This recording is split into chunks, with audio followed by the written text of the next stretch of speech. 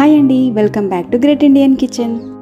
మనం ఎప్పుడూ కూడా పిల్లలు తిన్నాక తిందాం, హస్బెండ్ తర్వాత తిందాం అన్నీ ఎప్పుడు వాళ్ళ గురించే ఆలోచిస్తూ ఉంటాం. అలా కాకుండా మన గురించి కూడా మనం కొంచెం కేర్ తీసుకోవాలి. హెల్దీ ఫుడ్ తింటూ ఉండాలి. అలా హెల్దీగా మనకు నచ్చిన వంటలు కూడా మనం చేసుకొని అప్పుడప్పుడు ఇలా తింటూ ఉండాలి. మన ఫ్యామిలీ మనకు ఎంత ఇంపార్టెంటో మనము కూడా మన ఫ్యామిలీకి అంతే ఇంపార్టెంట్ కదా. మనం బాగుంటేనే కదా మన ఫ్యామిలీ కూడా బాగుంటుంది.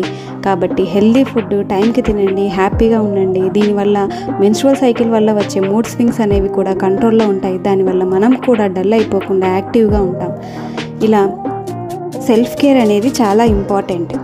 టైంకి మన వాళ్ళకి కావలసినవి మాత్రమే చేయడం కాదు, మనకి కావలసినవి కూడా చేసుకోగలగాలి. చిన్నపాటి యోగా, మెడిటేషన్ అనేవి మన బాడీకి, మైండ్కి చాలా రిలాక్సేషన్ ఇస్తాయి.